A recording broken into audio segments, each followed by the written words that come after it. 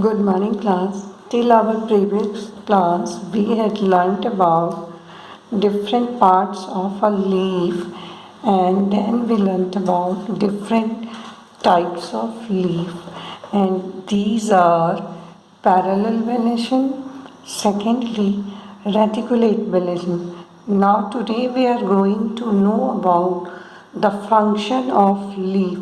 We will study step by step the function of each part of the plant. That's why I had explained you about the parts of the plant in the very beginning of this chapter. Got it? So first of all, we should read about the leaf. As I told you, you see here in this leaf, this is midrib and this outer boundary is lamina. This one is petiole and these thinner lines are veins. Got?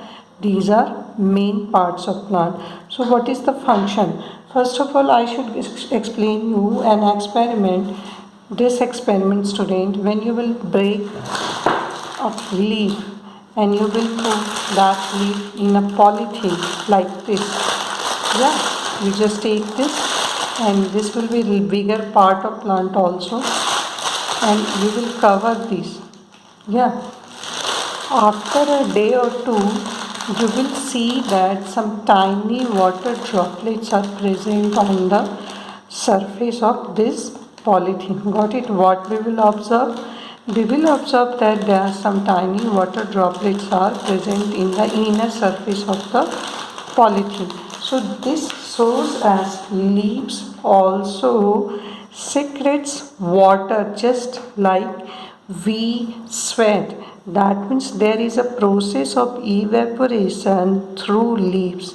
Yes, and then this is a very special type of the process of evaporation done by leaf. Evaporation, you understand? Changing water into water vapor.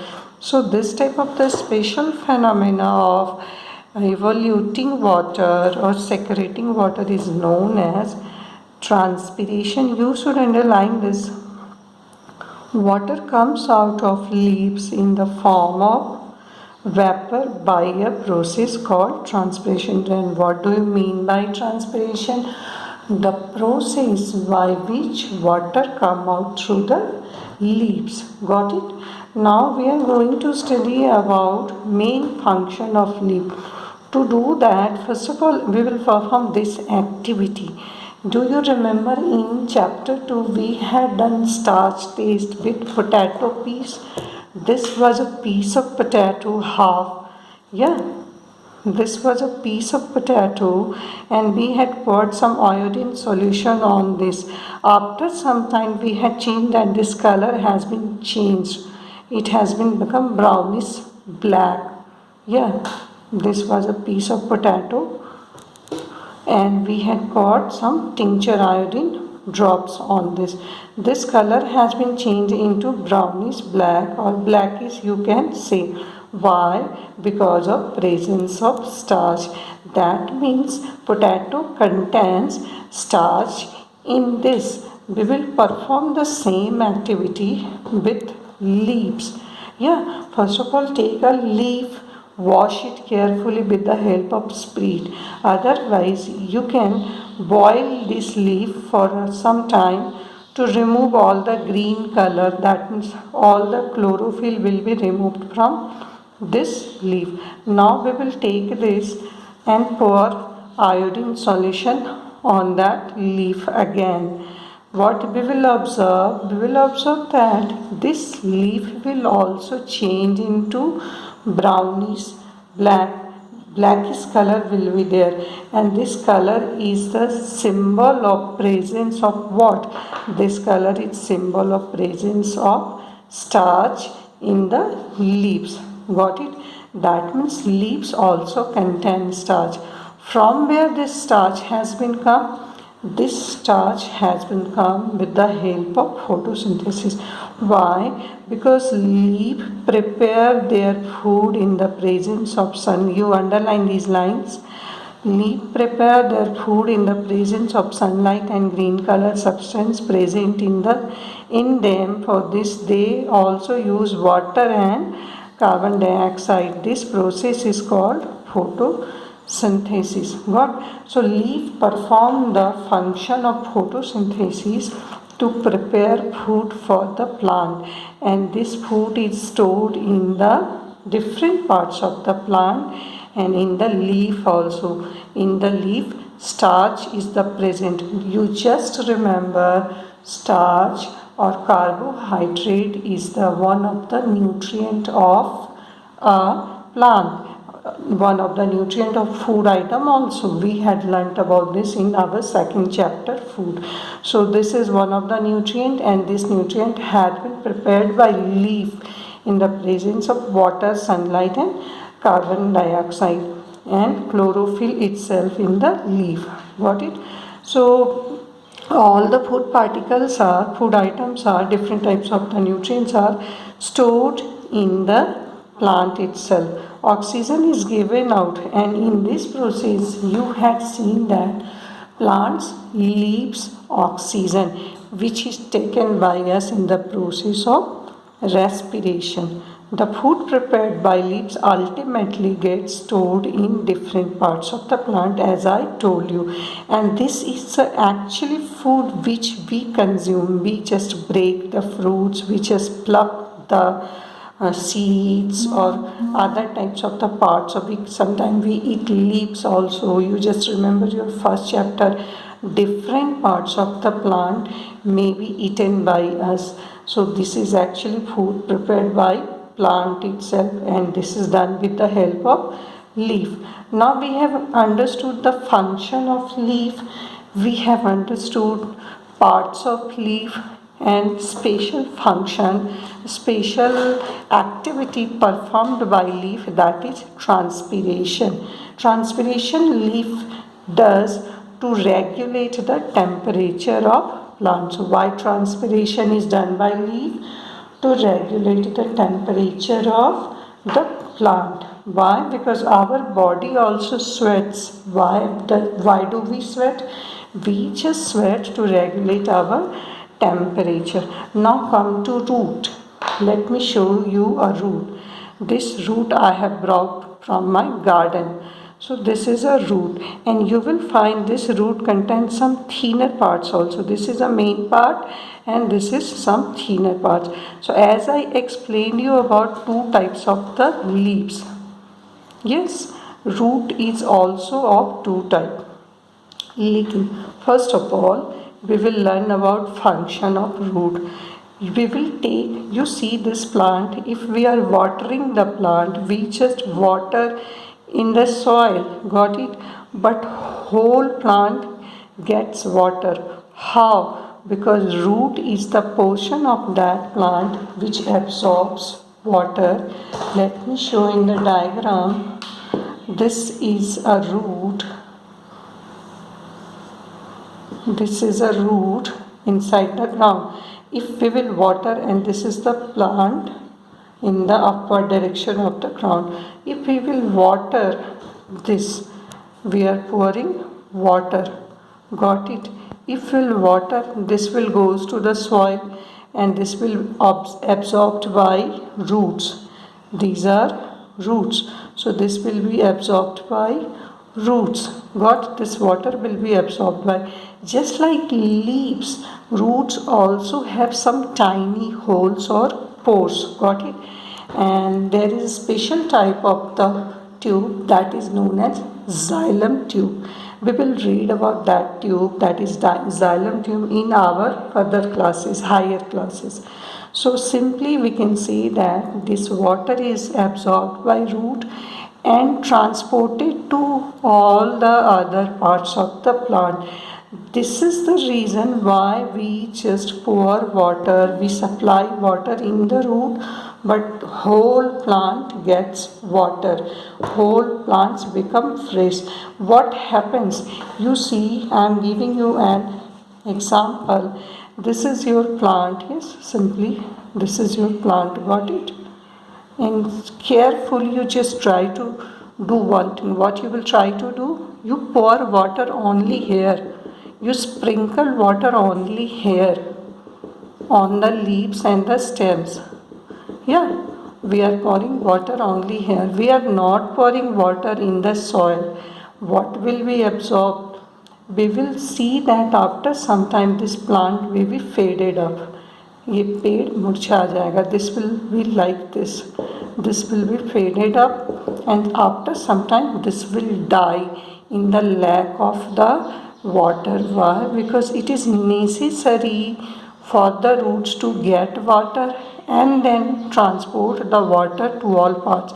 If we will pour water in the leaf, it will not transport water to whole parts of the plant. Understood? Now this topic has been cleared. Which topic? How does root help us? Root help us to absorb water from the soil and then transport that water to all parts of the plant.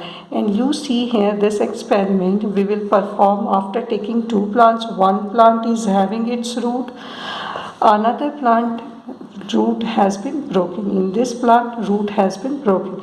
Now what we will see that this plant remains fresh and this plant will die after some time. This is the conclusion, that root is necessary for a plant. Without root a plant can't withstand. What do you mean by withstand? This plant can't survive. Is it? Now see, I should let you know about how root helps to. First function root has done that absorbed water and transported this water to all over the plant. Second function root will perform, catch the soil very firmly. See, this root is containing soil. If you will pluck the plant, you will uproot the plant softly, then you will find that many pieces of soil is attached to the different parts of the root, just like this.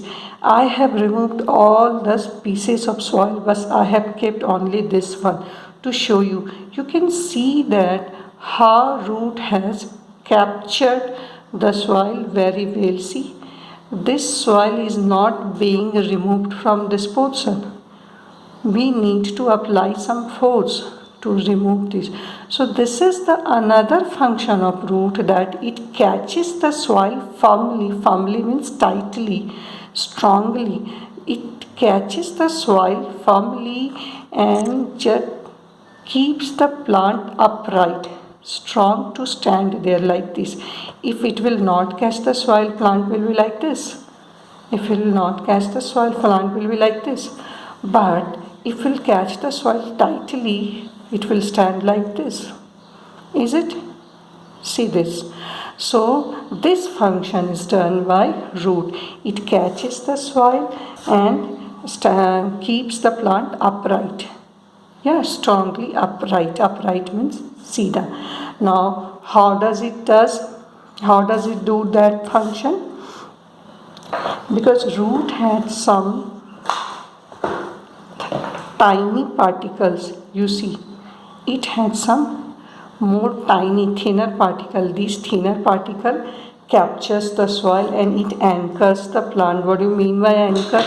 What do you mean by anchoring? Anchoring just joins the audience to the program, joins them. It is the function that they must join the audience to the program. The same function is done by root. Root helps to join the soil and the plant and to stand there. It anchors, that means gives supports. Yeah, mediator, simply you can say anchoring means mediator. Now if you see carefully, we know that there are two types of the leaf, parallel venation and reticulate venation. So there are two types of the roots also. In the parallel venation, the roots are fibrous root. Yeah, it will be like this. Many pieces of roots are coming from one source. And in the reticulate venation of the leaf, this type of the root is present. This is taproot. Yeah, taproot contain one main root. This is taproot and this one is fibrous, just like fibers.